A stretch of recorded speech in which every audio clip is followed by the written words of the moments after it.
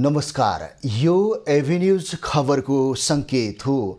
तपाईँ अहिले Avenues at 2 मा हुनुहुन्छ। म सुसन रामदाम। प्रारम्भमा मूल खबर। सिआइबीद्वारा सुन तस्करी प्रकरणमा 50 जनालाई प्रतिवादी बनाउन सिफारिस। 3 अर्ब 50 करोड बिगो माग गर्न राय। वीरगञ्जको बिर्तामा रहेको बाल सुधार गृहमा झडप। विभिन्न माग राखी बाल कैदी बन्दी तोडफोडमा उत्रिएपछि अवस्था तनावग्रस्त। विद्यालय शिक्षा ऐन संशोधन विधेयक संसदमा दर्ता। नयाँ खुल्ने निजी विद्यालय अनिवार्य गुठीमा दर्ता हुनुपर्ने व्यवस्था।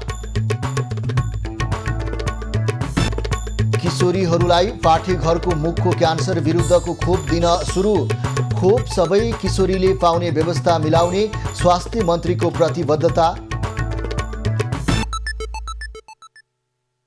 खबरको सिलसिला प्रारम्भ गरौँ सुन तस्करी प्रकरण सम्बन्धी प्रसङ्गबाट। सुन तस्करी प्रकरणमा नेपाल प्रहरीको केन्द्रीय अनुसन्धान ब्युरो सिआइबीले 3 अर्ब 50 करोड 2,16,552 रुपैयाँ बिगो कायम गरेको छ। 60 किलो सुन तस्करी प्रकरणको फाइल सरकारी वकिल कार्यालयलाई बुझाउनु अघि आयोजित पत्रकार सम्मेलनमा सिआइबीले यस्तो जानकारी दिएको हो। सिआइबीले 60 किलो सुन तस्करी प्रकरणमा 50 जनालाई प्रतिवादी बनाउन सिफारिस गरेको छ। सिआइबीले हालसम्म 23 नेपाली र 9 विदेशी पक्राउ परेको जानकारी दिँदै 50 जना विरुद्ध मुद्दा चलाउन सरकारी वकिल कार्यालयलाई सिफारिस गरेको हो। सुन तस्करीको प्रकरण अनुसन्धानलाई जारी राख्दै मुद्दा चलाउने गरी राय दिएको हो। त्यसै गरी सुन अवैध पैठारी गर्न खडा गरिएका अन्य 5वटा कम्पनीहरू मार्फत ल्याइएको सुनको विवरणको पनि थप अनुसन्धान जारी राखिएको सिआइबीले जानकारी दिएको छ। सिआइबीका अनुसार 14 विदेशी र 4 नेपाली फरार छन्। सिआइबीले थप 302 किलो सुन तस्करी भएको निष्कर्ष पनि निकालेको छ। तस्करी गर्ने समूहले पहिला 302 किलो र अहिले 60 गरी 362 किलो सुन भित्राएको पाइएको सिआइबीले जनाएको हो। पक्राउ परेका विरुद्ध भन्सार ऐन अन्तर्गत अवैध सुन पैठारी र सङ्गठित अपराध, नागरिकता सम्बन्धी ऐन, राहदानी ऐन, अध्यागमन ऐन सम्बन्धी कसुरको कारबाही अगाडि बढाउन पनि सिआइबीले राय दिएको छ। अनुसन्धानका क्रममा 5 जनाले विदेशी नागरिकता लिएको देखिएको प्रहरीको भनाइ छ। गत साउन 2 गते राजस्व अनुसन्धान विभागले भन्सार परिसर बाहिर सुन बरामद गरी 19 दिनसम्म अनुसन्धान गरेर आजै प्रतिवेदन सरकारी वकिलको कार्यालयलाई बुझाउँदैछ। वीरगञ्ज स्थित वीरतामा रहेको बाल सुधार गृह तनावग्रस्त बनेको छ। सुधार गृहमा रहेका बाल बन्दीहरूले 1 सातादेखि नाइके परिवर्तन गर्नुपर्ने र भक्तपुरबाट ल्याइएका 18 बाल कैदीलाई अन्तै लगिनुपर्ने लगायतका माग राख्दै तोडफोडमा उत्रिएपछि स्थिति तनावपूर्ण बनेको हो। भक्तपुरमा विवाद गर्ने 18 कैदी बन्दीलाई वीरगञ्जमा पठाइएकोमा उनीहरूले त्यहाँ पनि उपद्रव मच्चाएको बताइएको छ। सुधार गृहभित्रबाट हानेको ढुङ्गा लागेर गैराती प्रहरीका साथै केही पत्रकार समेत घाइते भएका छन्। यस क्रममा घाइते भएका 11 जना बाल बन्दीको वीरगञ्ज स्थित नारायणी अस्पतालमा उपचार भइरहेको छ। प्रहरीले गैराती बाहिरबाट हवाई फायर र अश्रु ग्यास प्रयोग गरेपछि केही शान्त बनेको सुधार गृहमा अहिले पुनः तनाव बढेको छ। वीरगञ्ज स्थित बाल सुधार गृहमा जुन तनाव उत्पन्न भएको छ यस विषयमा कुराकानी गर्नको लागि हाम्रा खबरदाता ग्यासु मिया देवान जोडिनु भएको छ। ग्यासु मिया, अहिले त्यहाँको पछिल्लो अवस्था के छ, हामीलाई जानकारी गराउनुहोस्। अब अहिले ताजा जानकारी गराउन भने कोसिस गरिरहेको जानकारी अहिले ताजा लेटेस्टको रूपले छ कि अहिले भर्खर केही यहाँका स्वतन्त्र मानव अधिकार समाज र यहाँका पत्रकार र यहाँका भल आदमीहरू स्थानीय बुद्धिजीवीहरूको एउटा टोली सामटोली गए त्यहाँ अनि बाहिरबाट यसो कुरा गर्दाखेरि त्यो बन्दी कैदीहरूसँग त्यो सल्लाह गर्दाखेरि तपाईँहरूलाई तपाईँको समस्या हामी वार्ता मार्फत समाधान गर्छौँ भनेर तपाईँहरूको जे समस्या छ हामी पहल गरेर यो सम्बन्धित निकायसम्म हामी पुर्याउँछौँ। त्यसको लागि के छ तपाईँको तयारी? त उहाँहरू त्यो बन्दी कैदीबन्दीहरूले सबै तयार भयो। अहिले वार्ताको लागि पनि लमसम 5 जना केटाहरूलाई पनि हामी तयार गराए अनि तयार गरेछन्। अनि यताबाट पहल हुँदैछ। यता प्रमुख जिल्ला अधिकारी अनि प्रहरी प्रमुख लगायतका टोलीहरू वार्ताको लागि बस्ने भनेर यसको लागि छलफल हुँदैछ। जस्तो अब तपाईँले भन्नुभयो केही मानव अधिकार कर्मीहरूले त्यहाँभित्र गएर समन्वय गरेको कुरा, मानव अधिकार कर्मीहरू के भन्छन्? उनीहरूको खास त्यहाँका कैदी बन्दी बालकहरूको उनीहरूको मागका विषयमा के बुझाइ भयो? जस्तो भित्रै ठ्याक्कै भित्र नगएर यो बाहिरबाट त्यो छतमाथि त्यो बन्दी कैदीबन्दीहरू थियो अनि तलबाट यसो कुरा गर्दाखेरि स्वतन्त्र मानव अधिकार भनेर एउटा लोकल यहाँको एउटा मानव अधिकार सङ्गठन हो, समाज हो, त्यसैले गएर त्यो अगुवाई गरेछ। अनि यहाँका मिडियाहरू यहाँका लोकल केही पत्रकार साथीहरू नि गएर त्यो वार्ता गर्दाखेरि उहाँहरूको हामी बसेर हाम्रो जे यहाँ समस्या छ यो भित्रमा भएका विचितहरू यो भित्रमा भएका अन्यायहरू उनीहरूको भनाइअनुसार त्यो बन्दी कैदीहरूको शोषण भएको छ भनेर उनीहरू स्वीकारेछन् कैदीबन्दीहरू। भनेपछि त्यहाँका जुन बाल कैदी बन्दी रहेका छन् उनीहरू चाहिँ अहिलेको अवस्थामा चाहिँ केही शान्त भएको हामी देख्न सक्छौँ। एकदम अहिले त शान्त छन्। अहिले ढुङ्गा मुन्डा गर्न छोडेका छन्। अहिले वार्ताको लागि तयार पनि छन्। उनीहरूलाई वास्तवमा उनीहरूमाथि शोषण भएको छ जस्तो यहाँ उनीहरू पनि स्वीकार छन्। अनि यहाँ बस्ने त्यो पहिला कारागार प्रमुखको रूपमा एउटा जेलर हुन्छ, त्यो जेलर माथि नै उनीहरू खन्या छन्। अनि यहाँका केही भित्र सुरक्षा दिने सुरक्षाकर्मीहरू पनि उहाँहरूसँग तालमेल नमिलेको कारण उनीहरू भड्का छन्। भनेपछि अब भने चाहिँ प्रहरीले त्यहाँ बल प्रयोग गर्न सक्ने अवस्था चाहिँ हामी देख्न सक्दैनौँ? छैन शुभ, अहिले त्यस्तो बल प्रयोग हुने अवस्था छैन। धन्यवाद ग्यासु मेवा देवानजी। उहाँ हुनुहुन्थ्यो हाम्रा खबरदाता ग्यासु मिया देवान। वीरगन्जको वीरतामा रहेको बाल सुधार गृहमा त्यहाँका कैदीबन्दी बालकहरूले आफ्ना विभिन्न माग राख्दै तनाव उत्पन्न गराएका छन्। सोका विषयमा हामीसँग कुराकानी गर्दै अब लागौँ बाँकी खबरतर्फ। सरकारले शिक्षा ऐन संशोधन विधेयक संसदमा दर्ता गरेको छ। संविधान जारी भएको 8 वर्षपछि संघीयता अनुसार शिक्षा प्रणाली लागू गर्न संशोधनसहित विधेयक आज संसद सचिवालयमा दर्ता भएको हो। विधेयकमा शिक्षा विज्ञान तथा प्रविधि मन्त्रालयले नयाँ खुल्ने निजी विद्यालय शैक्षिक गुठीमा दर्ता गर्ने प्रस्ताव गरेको छ। सामाजिक धार्मिक वा कल्याणकारी संस्थाले मुनाफा नलिने उद्देश्य राखी विद्यालय सञ्चालन गर्न चाहेमा स्थानीय तहमा दर्ता गरी सार्वजनिक शैक्षिक गुठी अन्तर्गत विद्यालय स्थापना र सञ्चालन गर्न सक्ने प्रस्ताव विधेयकमा गरिएको छ। अहिले कम्पनी रजिस्ट्रार कार्यालयमा दर्ता भएर सञ्चालनमा रहेका निजी विद्यालयको हकमा भने गुठीमा जान वा अहिलेकै अवस्थामा सञ्चालन गर्न सकिने प्रावधान ऐनमा छ। निजी गुठीका रूपमा सञ्चालित विद्यालय सार्वजनिक शैक्षिक गुठीका रूपमा रूपान्तरण गरी सञ्चालन गर्न सकिने पनि विधेयकमा प्रस्ताव गरिएको छ। शैक्षिक गुठीमा रूपान्तरण हुने विद्यालयलाई प्रोत्साहन गर्न आवश्यक छुट तथा सुविधा दिन सकिने प्रावधान विधेयकमा राखिएको छ। विद्यालयको स्थापना तथा कक्षा थपको स्वीकृति प्रदान गर्दा स्थानीय तहले तोकिए बमोजिमको धरौटी माग गर्नुपर्ने व्यवस्था विधेयकमा राखिएको छ। विधेयकमा माध्यमिक शिक्षा परीक्षा एसईई खारेजको प्रस्ताव गरिएको छ। यसअघि एसईई प्रदेशबाट लिने कानुनी व्यवस्था भए पनि राष्ट्रिय परीक्षा बोर्डले नै लिँदै आएको थियो। सरकारले प्रस्ताव गरेको व्यवस्था अनुसार अब माध्यमिक शिक्षा उत्तीर्ण परीक्षा मात्रै राष्ट्रिय परीक्षा बोर्डबाट लिइनेछ। 9, 10 र 11 को परीक्षा भने विद्यालयले नै लिने प्रस्ताव विधेयकमा राखिएको छ। त्यस्तै ऐनमा माध्यमिक तहमा अध्यापन गराउने शिक्षकले अनिवार्य रूपमा स्नातकोत्तर गरेको हुनुपर्ने व्यवस्था गरिएको छ। सरकारले विद्यालय तहमा 46,000 दरबन्दी थप गर्ने प्रस्ताव पनि गरेको छ। सामुदायिक विद्यालयमा कार्यरत राहत प्राविधिक धार र अनुदानमा कार्यरत शिक्षकलाई स्थायी परीक्षामा सहभागी हुन उमेर हद नलाग्ने व्यवस्था विधेयकमा गरिएको छ। यसअघि साउन 16 गते पेश गरिएको विधेयकमा निजी विद्यालय अनिवार्य गुठीमा जानुपर्ने प्रावधान राखिएपछि निजी विद्यालय सञ्चालकले असन्तुष्टि जनाएका थिए। सरकारले दबाब झेल्न नसकेर विधेयक संशोधन गरेर पुनः संसदमा दर्ता गरेको हो। नेकपा एमालेका उपाध्यक्ष तथा संविधान सभा अध्यक्ष सुभाष चन्द्र नेम्वाङको शव आज घर लगिँदैछ। हिजो दिनभर एमाले पार्टी मुख्यालय च्यासल ललितपुरमा राखिएको पार्थिव शरीरलाई आज घरमा लगिन लागिएको हो। नेम्वाङको पार्थिव शरीरलाई बालुवाटार स्थित घरमा लगेर मुन्धुम संस्कृति अनुसार अन्तिम श्रद्धाञ्जली दिने तयारी छ। घरमा लगेपछि किराँत संस्कृति अनुसार गर्नुपर्ने कार्य गरिएपछि भोलि बिहान 11 बजे पशुपति आर्यघाटमा अन्त्येष्टि गरिने कार्यक्रम तय भएको छ। स्वर्गीय नेम्वाङको अन्त्येष्टिमा राजकीय सम्मान दिने घोषणा मन्त्री परिषदले गरिसकेको छ। दिवंगत नेम्वाङका कान्छा छोरा सुहाङ अस्ट्रेलियाबाट स्वदेश फर्किएका छन्। अब बेलायतमा रहेका जेठा छोरा मिङ्सो पनि आजै आइपुग्ने बताइएको छ। अन्त्येष्टिका दिन भोलि सार्वजनिक बिदा समेत दिएको छ। प्रतिनिधि सभा सदस्य एवं एमाले संसदीय दलका उपनेता समेत रहेका नेम्वाङ मङ्गलबार बिहान आफ्नै निवासमा अचेत अवस्थामा भेटिएका थिए। उनलाई मङ्गलबार बिहान 1:50 त्रिवी शिक्षण अस्पतालमा पुर्याइएकोमा चिकित्सकले मृत घोषित गरेका थिए। नेकपा एमालेका उपाध्यक्ष सुभाष चन्द्र नेम्वाङको निधनप्रति प्रमुख दलका नेतादेखि सर्वसाधारणले दुःख प्रकट गरेका छन्।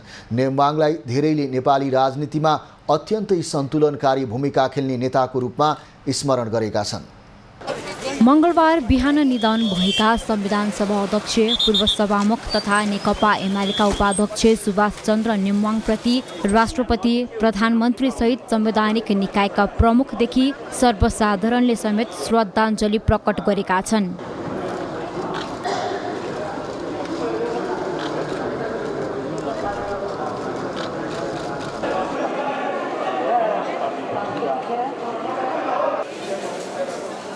नेम्वाङप्रति श्रद्धाञ्जली प्रकट गर्न एमाले पार्टी कार्यालय च्यासल पुगेका अधिकांशले उनलाई नेपाली राजनीतिमा अत्यन्तै सन्तुलनकारी भूमिका खेल्ने व्यक्तिको रूपमा स्मरण गरेका छन्। धेरै दुःखद दिन। एउटा नेपाली एउटा सबै समग्र आन्दोलनमा संविधान सभाका अध्यक्ष, नेपाली कम्युनिस्ट आन्दोलनका स्थापित नेता, सन्तुलित व्यक्तित्व, सबैलाई उत्तिकै सहयोग गर्ने असाध्यै धेरै दुःख लागेको छ। धेरै दुखित छु म यो बेलामा। नेम्वाङ संयमित ढङ्गले प्रतिकूलताहरूलाई अनुकूलतामा बदल्ने नेताको रूपमा रहेको धेरैको भनाइ छ। जहिले पनि समस्याहरूलाई सुल्झाउने गरी प्रस्तुत हुने उनको शैली राजनीतिज्ञले याद गर्दछन्। अन्य राजनीतिज्ञलाई पनि नेम्वाङले रचनात्मक, सृजनात्मक र परिपक्व सल्लाह दिने गरेका थिए। कम्युनिस्ट पार्टीको पुनर्गठनको आवश्यकता भएको बेलामा नेम्वाङ जस्तो समन्वयकारी व्यक्तित्व गुमाउनु परेकोमा चिन्ता समेत नेताहरूले प्रकट गरेका छन्। संविधान निर्माण गर्ने पर्ने अभिभार हाम्रो काँधमा आइसकेको छ। त्यसलाई उहाँले बडो कुशलताका साथ निर्वाह गर्नुभयो र उहाँले सबैलाई मिलाएर लैजान सक्ने र मिलनसारिताको भएको छुट्टै व्यक्तित्व। नेम्वाङलाई संविधान सभाको पर्यायवाचीको रूपमा समेत नेताहरूले व्याख्या गरेका छन्। नेम्वाङ एउटै कम्युनिस्ट आन्दोलन र एउटै कम्युनिस्ट पार्टी चाहने व्यक्ति समेत थिए। उनले राष्ट्रिय राजनीतिमा आफूलाई सहमतिको मियोको रूपमा प्रस्तुत गरेको नेताहरूको प्रतिक्रिया छ। उहाँको निधनले खालि चाहिँ एमाले पार्टीको मात्रै नभएर यो कम्युनिस्ट पार्टी मात्रै यो क्षति नभएर समग्र देशकै क्षति हो भन्ने मैले महसुस गरेको छु। दबाब फर्किन्छ कि उहाँले सबै पार्टीको नेतृत्वसँग सहज रूपमा प्रस्तुत हुन सक्ने र संसदीय प्रक्रियामा खास गरेर उहाँको विशेष दखल हो। नेम्वाङबाट संसदीय राजनीतिको सम्बन्धमा आफू जस्ता नयाँ सांसदहरूले सिक्नुपर्ने कुराहरू धेरै रहेको पनि नेताहरूको भनाइ छ। नयाँ संविधान जारी गर्न नेम्वाङले खेलेको भूमिका अतुलनीय भएको धेरैको भनाइ छ। माननीय सुभाष नेम्वाङ नेकपा एमालेको नेता मात्रै हुनुहुन्थेन, उहाँ यो देशको साझा नेताका रूपमा हुनुहुन्थ्यो। आज उहाँको निधनले नेकपा एमालेलाई मात्रै क्षति पुगेको छैन, सिङ्गो देशलाई निकै ठुलो असाधारण क्षति पुगेको छ। उहाँको एउटा असाधारण व्यक्तित्व, सबैलाई मिलाएर लान सक्ने क्षमता, आजको राजनीतिमा त्यस्तो नेताको अभाव छ। थुप्रै सांसदहरूलाई सुभाष नेम्वाङसँग सङ्गतबाट हामीले सिक्यौँ पनि। त्यो भएकोले गर्दाखेरि आज नेकपा एमालेको एकजना नेता अथवा चाहिँ संविधान सभाको अध्यक्ष भएको कुरा मात्र होइन, आफूसँग नजिकबाट काम गरेको, सङ्गत गरेको, कतिपय सन्दर्भ अभिभावकत्व दिएको, माया गरेको एउटा सिनियर नेता गुमाएको हामी सबैलाई महसुस भएको छ। मैले विभिन्न दल र विज्ञका विचार सुनेर त्यसलाई व्यवस्थापन गर्ने र नेतृत्वदायी भूमिका निर्वाह गर्न समेत नेमवाङ कुशल रहेको विश्लेषकको बुझाइ छ। संविधान सभाको अध्यक्ष भएको नाताले नयाँ संविधानको विशेषताबारे बुझाउने काममा समेत नेमवाङ अगाडि थिए। तर एमाले अध्यक्ष केपी ओलीले सरकारले प्रतिनिधि सभा विघटन गर्दा पूर्व धारणाबाट पछि हट्दै नेमवाङले विघटनको बचाउ गरेकोमा भने उनको आलोचना हुने गरेको छ। नेकपा एमालेका उपाध्यक्ष विष्णु पौडेलले पूर्व सभामुख सुभाष नेमवाङको राष्ट्रिय राजनीति र संसदीय राजनीतिमा लामो समयसम्म अभाव खड्किने बताएका छन्। सदन प्रतिपक्षको हो, सदनमा प्रतिपक्षको आवाज मुखरित हुनुपर्छ भन्ने कुरालाई ध्यान दिएर संसद सञ्चालन गर्ने नेमवाङको शैली र संविधान जारी गर्न खेलेको भूमिका सधैँ स्मरणीय हुने पौडेलको भनाइ छ। उपाध्यक्ष पौडेलले स्वर्गीय नेमवाङका अभ्यास र आचरणबाट धेरै कुरा सिकेर अभाव पुरा गर्ने गरी अघि बढ्नुपर्ने समेत बताए। उहाँको अभाव पुरा गर्नका निम्ति हामीले उहाँका अभ्यास र आचरणबाट, उहाँको विचार र विश्लेषणबाट सिक्दै उहाँको अभाव पुरा गर्ने ढङ्गले अगाडि बढ्नुको अर्को कुनै विकल्प छैन। यदि मलाई अहिले पनि लाग्छ उहाँको अभाव पुरा गर्नका निम्ति हामीले धेरै मेहनत गर्नुपर्नेछ। उपाध्यक्ष पौडेलले लोकतन्त्र प्राप्तिको आन्दोलनमा, राष्ट्रिय स्वाधीनताका निम्तिको आन्दोलनमा, जनताका सरोकारका माग र मुद्दाका निम्ति आन्दोलनमा अत्यन्त महत्त्वपूर्ण भूमिका निर्वाह गर्ने बताए। सामाजिक न्याय, समृद्धि र समाजवादतर्फको यात्रालाई गतिका साथ अघि बढाउन पनि नेमवाङले योगदान गरेको उनको भनाइ छ। एमालेले नेमवाङको निधनमा 3 दिन पार्टीको देशभरका सबै कार्यालयहरूका झण्डा आधा झुकाएको छ। पार्टी केन्द्रीय कार्यालय, प्रदेश कार्यालय, जिल्ला कार्यालय र निर्वाचन क्षेत्र इलाममा पनि शोक पुस्तिका राखिएको छ। नेमवाङको सम्मानमा आगामी असोज 2 गते एमालेले विशेष श्रद्धाञ्जली कार्यक्रम गर्ने पार्टीले जनाएको छ। नेपाली राजनीतिमा लामो योगदान पुर्याएका संविधान सभाका अध्यक्ष सुभाषचन्द्र नेमवाङको निधनले मुलुकलाई नै अपूरणीय क्षति पुगेको छ। संविधान जारी गर्नदेखि संसदको नेतृत्व गर्न उनले गरेको योगदान भने सदैव स्मरणीय रहनेछ। विक्रम सम्वत 2009 साल फागुन 28 मा इलाममा जन्मिएका नेमवाङ कानुनका स्नातक तहसम्म पढेका हुन्। केही समय कानुन व्यवसायीका रूपमा काम गरेका उनले नेपाल ल क्याम्पसमा प्राध्यापन समेत गरेका थिए। विद्यार्थी कालदेखि नै राजनीतिमा लागेका नेमवाङ 2029 सालमा महेन्द्र रत्न बहुमुखी क्याम्पसमा अनेरा सोबियुबाट सोबियु सभापति बनेका थिए। 2054 को 6औं महाधिवेशनदेखि एमाले केन्द्रीय कमिटी सदस्य भएका थिए। उनी 2071 सालमा भएको 9औं महाधिवेशनपछि उनी स्थायी कमिटी सदस्य बनेका थिए। 2048 सालमा राष्ट्रिय सभा सदस्य भएर संसदीय अभ्यासमा प्रवेश गरेका नेमवाङ 2052 सालमा पुनः राष्ट्रिय सभा सदस्य निर्वाचित भएका थिए। 2 पटक राष्ट्रिय सभाको सदस्य भएका थिए। 2056 सालमा प्रतिनिधि सभा सदस्य निर्वाचित भएका नेमवाङ त्यस यताका कुनै पनि निर्वाचनमा पराजित भएका थिएनन्। तत्कालीन प्रधानमन्त्री शेरबहादुर देउवाको सिफारिसमा तत्कालीन राजा ज्ञानेन्द्र शाहले विघटन गरेको प्रतिनिधि सभा पुनः स्थापित भएपछि 2063 सालमा अन्तरिम संसदको सभामुख भएका नेमवाङ 2064 सालमा भएको पहिलो संविधान सभाको अध्यक्ष भएका थिए। संसद र संविधान सभाको दोहोरो भूमिका भएको सभामा नेमवाङले दोहोरो भूमिका निर्वाह गरेका थिए। सधैँ सहमति, सहकार्य र एकताको विकल्प छैन भन्दै दलहरूलाई सहमतिको लागि दबाब दिइरहने नेमवाङ पहिलो संविधान सभा विघटन भएपछि पुनः दोस्रो संविधान सभामा समेत अध्यक्ष बनेका थिए। सन्तुलित भूमिका, सहमतिको पक्षधर र कानुन र संविधानको जानकार पनि भएका कारण नेमवाङले दोस्रो संविधान सभामा पनि अध्यक्षको जिम्मेवारी पाएका थिए। उनको समन्वयकारी व्यक्तित्व र सुशील कोइराला जस्ता अडान लिने प्रधानमन्त्री भएकै कारण विविध अवरोध र हस्तक्षेप बीच 2072 असोज 3 मा संविधान सभाबाट संविधान जारी गर्न सम्भव भएको राजनीतिज्ञहरू बताउँछन्। इलाम 2 बाट निर्वाचित भएर 2064 र 2070 सालको संविधान सभामा अध्यक्षता गरेका नेमवाङ संविधान जारी भएपछि जिम्मेवारीबाट हटेका थिए। एमाले राजनीतिबाट करिब 9 वर्ष टाढा देखिएका नेमवाङ संविधान सभा अध्यक्षबाट राजीनामा दिएसँगै एमालेको राजनीतिमा फर्किएका थिए। 2078 सालमा चितवनमा भएको 10औं महाधिवेशनमा उपाध्यक्ष निर्वाचित भएका थिए।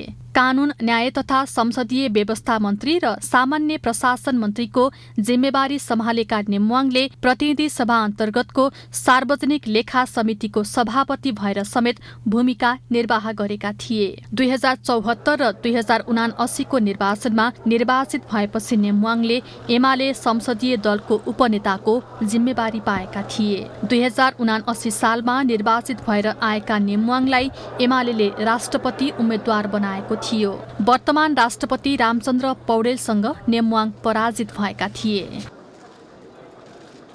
पाठेघरको मुखको क्यान्सर विरुद्धको HPV खोप लगाउन सुरु गरिएको छ।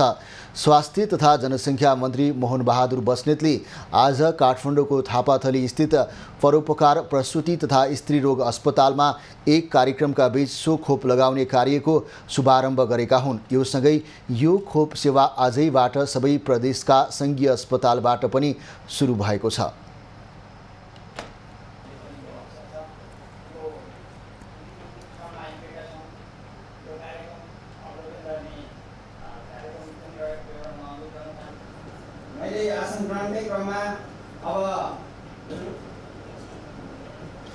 सो क्रममा मन्त्री बस्नेतले ऐतिहासिकता तथा योगदानलाई ख्याल गरेर परोपकार प्रसुति तथा स्त्री रोग अस्पतालबाटै सो खोपको सुरुवात गर्ने निर्णय लिएको बताए। तत्कालका लागि सीमित स्रोत र साधन भए पनि छिट्टै सो खोप सबै किशोरीहरूले पाउने गरी सरकारले आवश्यक व्यवस्था मिलाउने प्रतिबद्धता उनको छ। साधनको हिसाबले सुरुवात गरेका छौँ। म के पनि निवेदन गर्न चाहन्छु भने उमेर समूहलाई ध्यानमा राखेर जुन दिने हाम्रो चाहिँ खोप हो, यो खोप 77 जिल्लाका सबै महिलाहरूले पाउनु पर्दछ, सबै किशोरीहरूले पाउनु पर्दछ र यसका लागि नेपाल सरकार अथवा स्वास्थ्य मन्त्रालयले पनि यसको पहल गर्छ। आजदेखि 14 वर्ष उमेर पुरा भएका र 15 वर्ष ननागेका किशोरीलाई लक्षित गर्दै पाठेघरको मुखको क्यान्सर विरुद्धको खोप लगाउन थालिएको हो। HPV खोप 2 मात्रा पुरा गरेमा लक्षित गरेको प्रजातिबाट हुने सङ्क्रमणबाट 95% सुरक्षा प्रदान हुने स्वास्थ्य कर्मीको भनाइ छ। खोपको प्रभावकारिता 95% देखि 99% छ भनेको 95% भनेको राम्रो प्रभावकारिता हो। यो खोप लगाइसकेपछि हामी ढुक्क हुन्छौँ, तर सँगसँगै योसँग गर्नुपर्ने अन्य कुराहरू चाहिँ स्क्रिनिङका पार्टहरू छन्। त्यो भनेको चाहिँ 30 वर्ष काटेका महिलाहरूले, 30 वर्षदेखि 50 वर्षका महिलाहरूले प्रत्येक 5-5 वर्षमा पाठेघरको मुखको क्यान्सर भएको अथवा इन्फेक्सन भएको परीक्षण गर्नुपर्ने हुन्छ।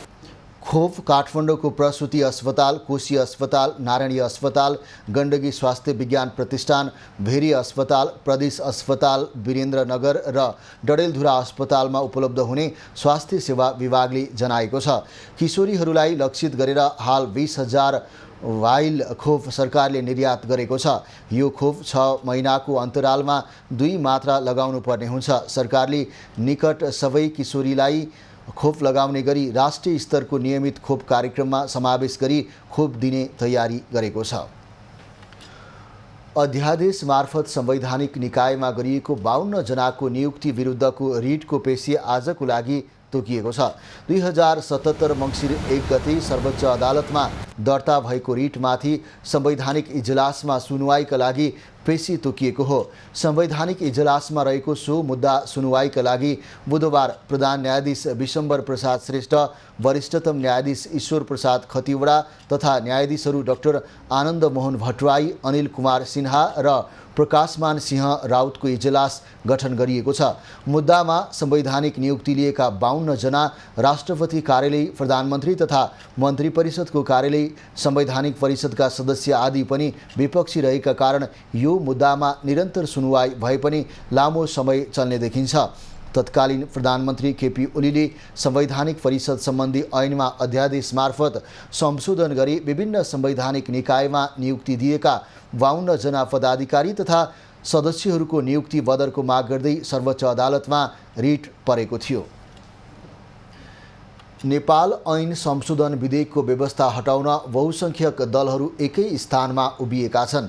नेकपा माओवादी केन्द्र बाहेकका अन्य दलले अदालतमा विचाराधीन फौजदारी मुद्दा फिर्ताको व्यवस्था हटाउन संशोधन दर्ता गरेका हुन्। विधेयक संशोधनको समय सीमामा कुल 55 संशोधन दर्ता भएका छन्। सरकारले एकैपटक 79 मौजुदा कानुनको संशोधन तथा 2वटा ऐन खारेजीको प्रस्तावसहित केही नेपाल ऐन संशोधन विधेयक प्रतिनिधि सभामा दर्ता गरेको थियो। प्राप्त संशोधन प्रमाणीकरणपछि अब प्रतिनिधि सभामा पेश हुनेछ। सदनले सो संशोधनको छलफल पूर्ण सदन वा समितिमा पठाएर गर्न सक्नेछ। प्रस्तावित विधेयकको दफा 64 मा सरकार र राजनीतिक समूहबीच भएको सहमति अनुसार मुद्दा फिर्ता लिने व्यवस्था गरिएको छ। मुलुकी फौजदारी कार्यविधि संहिताको दफा 116 संशोधन गरेर उक्त व्यवस्था थप गर्न खोजिएको हो। विधेयकको सैद्धान्तिक छलफलका क्रममा अधिकांश सांसदले सो व्यवस्थाको विरोध गरेका थिए। दफा 64 मा 27 वटा संशोधन दर्ता भएका छन्, जसमा 26 संशोधनमा सो दफा पुरै हटाउने प्रस्ताव छ। 2 संशोधनमा भने परिमार्जनको प्रस्ताव गरिएको छ। खबरको सिलसिला अझै जारी छ, हामीसँगै रहनुहोला। अब बाँकी खबर। सहकारी क्षेत्र सुधार सुझाव कार्यदलले संस्थाहरूको स्थिर सम्पत्तिदेखि अन्यत्र भएका लगानी र तिनका सञ्चालकको सम्पत्ति समेत बेचेर भए पनि बचतकर्ताको रकम फिर्ता दिन सुझाव दिएपछि पीडितले खुसी प्रकट गरेका छन्। आगामी चैत्रभित्र बचतकर्ताको रकम फिर्ता गराउन कार्यदलले सुझावसहित प्रतिवेदन बुझाएपछि पीडितले डुबेको रकम हात पार्ने अपेक्षा राखेका हुन्। आफूहरूको सुझाव अनुसार नै कार्यदलको प्रतिवेदन आएको पीडितको भनाइ छ। प्रतिवेदनमा प्रश्न लेखाएका छौँ कि छिटोभन्दा छिटो हाम्रो बचत रकम फिर्ता हुनुपर्छ भन्ने चाहिँ प्रतिवेदनमा राखिएको छ र प्रतिवेदनबाटै यही 2080 चैतभित्रबाट सहकारी बचतकर्ताहरूले पैसा पाउँछन् भन्ने कुरा छ। सरकारी कार्यदलले तयार गरेको प्रतिवेदन कार्यान्वयन हुनुपर्नेमा भने पीडितहरूको जोड छ। विगतमा जस्तै दराजमा प्रतिवेदन थन्कने चिन्ता पनि उनीहरूले प्रकट गरेका छन्। सहकारी सञ्चालकका सम्पत्तिहरूलाई जफत गरेर हुन्छ के हुन्छ हामी तपाईँलाई दिलाएर छाड्छौँ भनेर एउटा प्रतिबद्धता दिनुभएको छ। त्यसले गर्दा जहाँसम्म लाग्छ हाम्रो जुन पीडितको बचत गरेका पैसाहरू सायद यो 81 को असारसम्म जहाँसम्म लाग्छ पुरा पाइएला जस्तो लाग्छ। ठग सञ्चालकहरूको जेथा सबै बेचेर भए पनि यथा छिटो उहाँहरूको चाहिँ रकम फिर्ता गर्नुपर्छ भन्ने हाम्रो माग पनि हो। समितिको नाममा नभएको कारणले उहाँहरूले चाहिँ नि खराब नियतले जुन पैसाहरू लुकाएको छ यसलाई चाहिँ नि बढीभन्दा पनि छोटो समयमा बढी काम गरेर उहाँहरूको सम्पत्ति खोज तलास गर्नुपर्छ नेपाल सरकारले नै भन्ने मलाई लाग्छ। देशभर करिब 32,000 सहकारी संस्था दर्ता भएकोमा पछिल्लो समय 500 भन्दा बढी सहकारी समस्यामा छन्। समस्याग्रस्त 12 सहकारीमा 10,000 भन्दा बढी सदस्यको 18 अर्ब भन्दा बढी रकम डुबेको छ। सो रकम फिर्ताको माग गर्दै पीडितले काठमाडौँमा 63 दिन प्रदर्शन गरेका थिए। राष्ट्रिय गौरवको आयोजना सुनकोशी मरिन डाइभर्सन बहुद्देश्य आयोजना अन्तर्गत सुनकोशी नदी तटीय क्षेत्रमा थप पूर्वाधार निर्माण अघि बढेको छ। मजुवा कानढुङ्ग्रीमा निकास क्षेत्र र सुनकोशीमा बाँध निर्माणको कार्य अघि बढेको हो। अहिले हामी सिन्धुली र रामेछाप जिल्लाको सिमानामा पर्ने सुनकोशी नदीको तटमा छौँ। पृष्ठभूमिमा देख्न सक्छौँ यो सुनकोशी नदीको पानीलाई सुनकोशी मरिन डाइभर्सन बहुद्देश्य आयोजनाको 13.3 किलोमिटरको सुरुङ निर्माण गरेर सिन्धुली जिल्लाको कमलामाई नगरपालिका वडा नम्बर 2 को कुसुम 4 मा खसाल्नको निम्ति अहिले सुरुङ निर्माणको काम तीव्र ढङ्गले अगाडि बढेसँगै यो सुनकोशी नदीमा टिबिएम टनेल बोरिङ मेसिनको एक्जिट प्लेटफर्मको तयारी पनि अहिले तीव्र ढङ्गले अगाडि बढाइएको छ। खास गरिकन सुनकोशी नदीको पानीलाई यो सुरुङबाट सिन्धुली जिल्लाको कमलामाई नगरपालिका वडा नम्बर 2 को कुसुम 4 मा अवस्थित मरिन नदीमा खसालिएपछि मरिन नदीबाट बागमती नदी हुँदै सर्लाही र रौतहट जिल्लाको सिमानामा पर्ने सुनकोशी नदीको पानीलाई बागमती सिँचाइ आयोजनाको नहरबाट पूर्वी नहर र पश्चिमी नहरबाट तराईका आधा दर्जन जिल्लाहरूमा सिँचाइ सुविधा पुर्याउनको निम्ति र सिन्धुली जिल्लाको कुसुमटारमा 31 मेगावाट विद्युत उत्पादन गर्नको निम्ति सरकारले अघि सारेको रूपान्तरणकारी यो बहुद्देश्य आयोजनाको काम अहिले सुनकोशी मरिन डाइभर्सनको एउटा लक्ष्य रहेको छ र यो कामलाई छिटोभन्दा छिटो सम्पन्न गर्नको निम्ति टनल बोरिङ मेसिन टिबिएमबाट सुरुङ निर्माण गर्ने ठेक्का पाएको चिनिया ठेकेदार कम्पनी कोबेकले सुरुङ निर्माणको काम तीव्र ढङ्गले अगाडि बढाएसँगै आगामी 2-4 महिनामै सुरुङ निर्माण पनि सक्ने योजना अघि बढाएको छ। हामीले चाहिँ ठ्याक्क सेड्युल भन्दा अझ हामी धेरै अगाडि नै हामीले तयारीको किनभने उताबाट आउँदै गर्दाखेरि हामीले चाहिँ टिबिएमलाई रोक्न पनि मिल्दैन, त्यसलाई सरासर अगाडि नै आउनुपर्ने हुन्छ। त्यही भएर टिबिएम यो पोइन्टमा आउनुभन्दा अगाडि नै हामीले यो कम्प्लिट गराइसक्नुपर्ने छ। त्यसैले मोस्टली लाइक 3 देखि 4 महिनासम्ममा हामीले यो कम्प्लिट गरिसकेको हुन्छ। यो सुनकोशी नदीमा बाँध अर्थात् हेडोक्स निर्माणको ठेक्का पाएको भारतीय निर्माण कम्पनी पटेल र नेपाली निर्माण ठेकेदार कम्पनी रमण जेबीले अहिले यो सुनकोशी नदीमा बाँध निर्माण गर्नुको निम्ति आफ्ना चाहिँ यो कन्ट्र्याक्टका कामहरूलाई अगाडि बढाएको छ। हामीले अहिले ब्यारेज निर्माणको कार्यलाई पनि अगाडि बढाएको छौँ। गत आर्थिक वर्षमा निर्माणको लागि सम्झौता भई हाम्रो ब्यारेज निर्माणको कार्यलाई पनि हामीले अगाडि बढाउने क्रममा निर्माण व्यवसाय मोबिलाइज भइसकेको अवस्था थियो।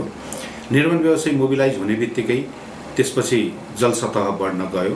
यो खोलाको पानीको लेभल बढी भएको हुनाले यसपालि हाम्रो जनवरीमा एग्रिमेन्ट हो, त्यसपछि यता लेबर सेटलमेन्टदेखि लिएर क्याम्प एरियामा हाम्रो इङ्गेज भयो। अब डाइभर्सन वर्क स्टार्ट गर्नको लागि पानीको लेभल घट्नु पर्यो। पानीको लेभल हाम्रो दसैँपछि घटेपछि हाम्रो डाइभर्सन काम भएपछि त्यसमा अलि कामको रूपरेखा देखिन्छ। तर अहिले हाम्रो ब्याचिङ प्लान्ट, क्रसर प्लान्ट अनि लेबरको क्वार्टरहरू, इन्जिनियर क्वार्टरहरू त्यसैमा हाम्रो म्याक्सिमम खर्च भइसक्यो। र यसरी हेर्दाखेरि सिन्धुली जिल्लामा पर्ने यो सुनकोशी मरिन डाइभर्सनको काम लक्ष्यभन्दा अगाडि नै सम्पन्न गर्नको निम्ति यो दुईवटै ठेकेदार पक्षले आफ्ना कामहरू अगाडि बढाएको देखिन्छ। नेपालमा कृषि उत्पादनको खपत नेपालमा मात्र नभई बाहिरी मुलुकमा पनि गर्न सकिन्छ। गुणस्तरीय उत्पादन र बजारीकरणमा ध्यान दिए कृषकको मेहनत र लगानीको पनि प्रतिफल प्राप्त गर्न सकिनेछ। मुना कृषि बजारले कृषि उत्पादन विदेशी बजारमा निर्यात गर्न थालेको छ, जसले गर्दा कृषि कार्यमा लागेका किसानलाई हौसला बढाएको छ। केही महिना अगाडिदेखि विदेशी बजारमा नेपाली तरकारी फलफुल निर्यात गर्न थालेको मुना कृषि बजारले सोमबार पनि देशका विभिन्न ठाउँमा उत्पादन भएका तरकारी फलफुल कतार पठाएको छ। मुना बजारका प्रबन्धक सीता पाण्डेले नेपाल एयरलाइन्सबाट अकबरे खुर्सानी, तामा, फर्सीको कौडा, काँक्रा, जुम्लाको स्याउ लगायतका तरकारी फलफुल गरी करिब 3000 केजी कतार पठाएको बताइन्। हामीले नेपाल एयरलाइन्सलाई प्रयोग गरेर हामीले सामान पठाउँछौँ। आजको चिजहरूमा चाहिँ 9वटा चिजहरू जाँदैछ, जस्तो अकबरे खुर्सानी, बुलेट चिल्लीको खुर्सानी, त्यसै गरी हामीले विभिन्न प्याकेजिङहरू गरेर सिमी, घिउ सिमी, टाटे सिमी, त्यसै गरी चाहिँ ब्रिन्जलहरू त्यहाँ एकदम मन पराइन्छ। ग्रिन ब्रिन्जल, रेड ब्रिन्जल, होइन, फर्सी, काँक्रो, अनि त्यसै गरी चाहिँ के भन्छ त्यो बाँस, तामा, त्यस्तो चिजहरू जाँदैछ। मुना बजारले नेपाली तरकारी फलफुल विदेश निर्यात गरेको यो 16औं पटक हो। मुना बजारका अध्यक्ष युवराज गुरुङले विदेशमा नेपाली तरकारी फलफुलको राम्रो माग भएको बताउँदै केही बजार मूल्य र गुणस्तरमा समस्या रहेको बताए।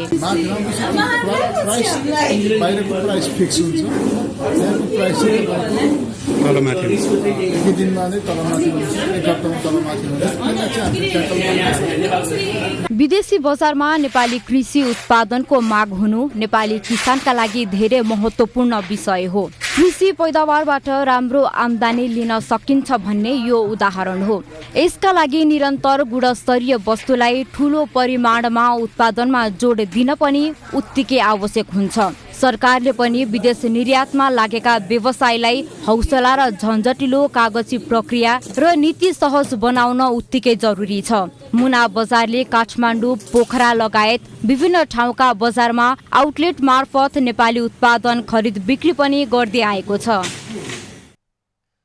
अबको पालो एभिन्यूज एट बिजनेस। कम्पनी रजिस्ट्रारको कार्यालयमा दर्ता हुने प्राइभेट लिमिटेड तथा पब्लिक लिमिटेड कम्पनी असोज 15 गतेदेखि अनलाइन माध्यमबाट दर्ता हुने भएका छन्।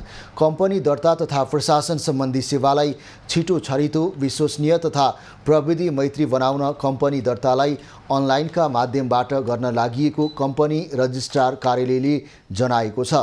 नवीकरण भने केही समय भौतिक रूपमा र त्यसपछि अनलाइनबाटै गर्ने तयारी छ। कम्पनी रजिस्ट्रारको कार्यालयले प्रयोग गरिरहेको पुरानो सफ्टवेयर परिवर्तन भएको र नयाँ सफ्टवेयर ल्याएपछि तथ्याङ्क स्थानान्तरणको लागि केही समय लाग्ने कार्यालयको भनाइ छ। अनलाइनबाट दर्ता हुने कम्पनीले कम्पनीको छाप तथा कम्पनीको तर्फबाट सम्बन्धित कागजातमा हस्ताक्षर गर्न अनुमति प्राप्त कम्पनीको अध्यक्ष, सञ्चालक वा कम्पनी सचिवको नमुना हस्ताक्षर विद्युतीय सूचना प्रणालीमा उपलब्ध गराउनु पर्नेछ। केही समयका लागि हाल प्रचलनमा रहेको भौतिक कागजात पेश गरी सेवा लिने वा विद्युतीय हस्ताक्षर मार्फत कागजात पेश गरी डिजिटल सेवा लिने भनी विकल्प उपलब्ध गराइने कार्यालयले जनाएको छ। चालु आर्थिक वर्षको सरकारको नीति तथा कार्यक्रम र बजेटमा कम्पनी दर्ता लगायतका काम विद्युतीय माध्यमबाट गर्ने व्यवस्था गरिएको थियो। नाडा अटो सोको 15औं संस्करण भेकुटी मण्डपमा जारी छ। प्रदर्शनीमा विभिन्न 45 ब्रान्डका सवारी साधन राखिएका छन्। नाडा अटो सो 2023 मा 120 वटा स्टल राखिएको छ। 16 ब्रान्डका 4 पाङ्ग्रे, 22 ब्रान्डका 2 पाङ्ग्रे, 7 ब्रान्डका लाइट कमर्सियल भेहिकल र 9 वटा वित्तीय संस्थाका स्टल राखिएको छ। 30 वटा स्टलमा लुब्रिकेन्ट, टायर, ब्याट्री, पार्ट पूर्जा एवं ग्यारेज उपकरण कम्पनीको सहभागिता छ। एउटै छानामुनि सबै ब्रान्डका सवारी हेर्न र रोज्न पाइने आयोजक नाडा अटोमोबाइल्स एसोसिएसन अफ नेपालले जनाएको छ। कोभिडका कारण सन् 2020 र 2021 मा नाडा अटो सो हुन सकेको थिएन। भदौ 31 सम्म चल्ने अटो सोमा 75,000 आगन्तुकले अवलोकन गर्ने अनुमान छ। मेला अवधिभर करिब 20 अर्ब बराबरको कारोबार हुने अनुमान गरिएको छ। अटो सोमा वर्षभर हुने मध्ये 60% व्यापार हुने गरेको छ। अबको पालो कृषि खबर। जुम्लाबाट यो वर्ष 21,000 मेट्रिक टन स्याउ निर्यात भएको छ। 8वटै स्थानीय तहमा उत्पादन भएको स्याउ हालसम्म 21,110 मेट्रिक टन बाहिरी जिल्लामा गएको कृषि विकास कार्यालयले जनाएको हो। यो वर्ष भएको उत्पादनको पूर्ण विवरण भने एक सातामा आउने कार्यालयले जनाएको छ। किसानको बगैँचाबाट यो वर्ष प्रति केजी 60 रुपैयाँमा स्याउ बिक्री भएको छ। जिल्लाभर स्याउको मूल्यमा एकरूपता नहुँदा किसानले उचित मूल्य पाउन सकेका छैनन्। स्याउ लिनको लागि स्थानीय व्यापारी, उद्यमी र समूहलाई 50% अनुदानमा स्याउका कार्टुन कार्यालयले वितरण गरेको छ। तीज नजिकिएसँगै सुर्खेत, नेपालगञ्ज, दाङ, धनगढी र बुटवलसम्मका व्यापारीबाट स्याउको माग आएको व्यापारीले जनाएका छन्। पछिल्लो समय जुम्लाका किसानको स्याउ खेतीप्रति आकर्षण बढ्दै गएको छ। गत वर्षभन्दा यो वर्ष स्याउको उत्पादन भने 40%ले घटेको छ। जिल्लामा जुम्ली, इटली, गाला, गोल्डेन, फुजी र जोना प्रिन्स लगायतका स्थानीय जातका स्याउ खेती हुँदै आएको छ। जुम्लामा करिब 16,000 घरधुरी स्याउ खेतीमा निर्भर रहेका छन् भने 4,250 हेक्टर जमिनमा स्याउ खेती हुने गरेको छ। खबरको सिलसिला अझै जारी छ, हामीसँगै रहनुहोला। जापानिज प्रविधिमा सञ्चालित लिफ्ट, अटो टोयलेट, जागुजीको प्रयोगमा डिलक्स तथा स्वीट रुमहरू, सेमिनार हल सहितको होटल सारा Pokhara, lake side 14 number street. Shivam cement, भरोसा अटुट सम्बन्धको।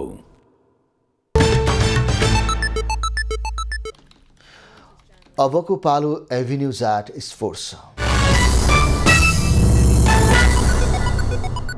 नेपाली क्रिकेट टोलीले 19औं एसियाली खेलकुदमा समूह चरणमा मङ्गोलिया र मालदिभसँग खेल्ने भएको छ। यसअघि नेपालले जापान र कम्बोडियासँग खेल्ने तालिका थियो, तर समूह चरण परिवर्तन भएपछि नेपालले खेल्ने टोली पनि फेरिएको हो। नेपाल यसअघि समूह बीमा थियो, तर अब समूह एमा नेपाल, मङ्गोलिया र मालदिभसँग, यसअघि समूह एमा रहेको अफगानिस्तानले भने एसियाली खेलकुद नखेल्ने भएको छ। समूह बीमा जापान, कम्बोडिया र हङकङ छन्। समूह सीमा सिङ्गापुर, थाइल्यान्ड र मलेसिया छन्। क्वार्टर फाइनलमा भारत, पाकिस्तान, श्रीलङ्का र बाङ्लादेश छन्। नेपालले पहिलो खेल सेप्टेम्बर 27 मा मङ्गोलियासँग खेल्नेछ। नेपालले अक्टोबर 1 मा मालदिभसँग खेल्नेछ। क्वार्टर फाइनल 3 र 4 अक्टोबरमा हुनेछ। सेमिफाइनल 6 अक्टोबरमा हुनेछ। फाइनल र तेस्रो स्थानको लागि 7 अक्टोबरमा हुनेछ। अबको पालो खास खबर।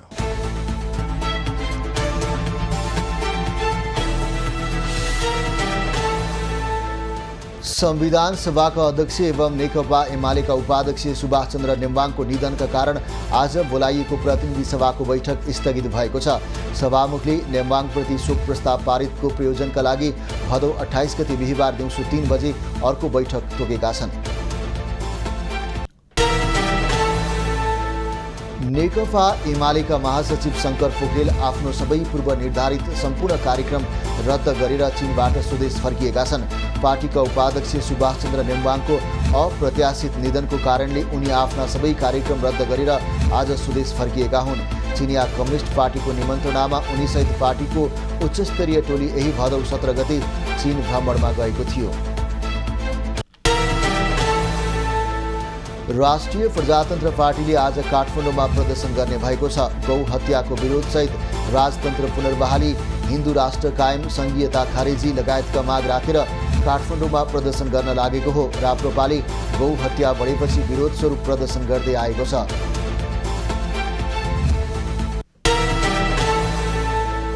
राष्ट्रपति रामचन्द्र पौडेललाई इजरायलले नेपालको लोकतान्त्रिक आन्दोलनका सैद्धान्तिक प्रणेता तथा प्रथम जननिर्वाचित प्रधानमन्त्री बीपी कोइरालाको दुर्लभ भाषण उपहार स्वरूप प्रदान गरेको छ। इजरायली राजदूत हनन गोदेर गोल्डबर्गरले शीतल निवासमा बीपीको सो भाषण उपहार स्वरूप हस्तान्तरण गरेका हुन्।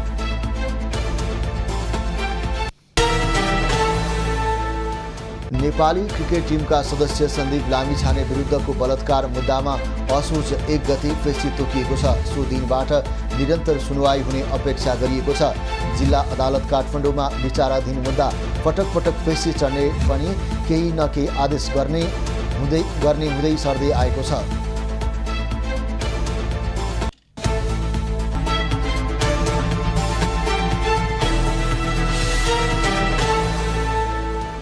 अबको पालो एभिन्यूज एट मौसमको।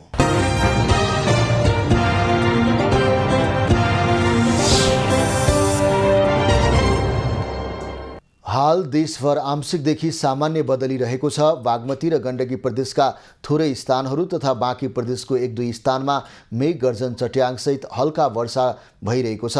अपराह्न देशभर आंशिकदेखि सामान्य बदलिरहनेछ।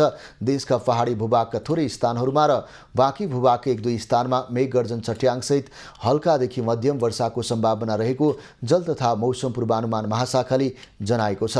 आज काठमाडौँ उपत्यकाको अधिकतम तापक्रम 29 डिग्री सेल्सियस र न्यूनतम तापक्रम 19 डिग्री सेल्सियसका बीचमा रहने अनुमान गरिएको छ। आज देशभरको मौसम कस्तो रहला त हेरौँ देशका विभिन्न स्थानको मौसमी अवस्था।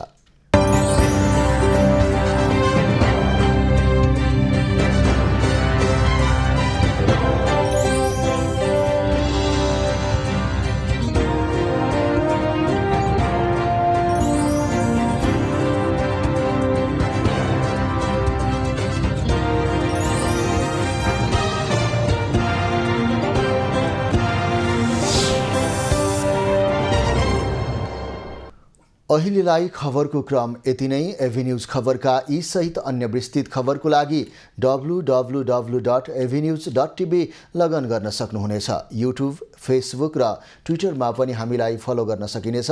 खबरभित्रको खबरको लागि हेर्दै रहनुहोला एभिन्यूज खबर। नमस्कार।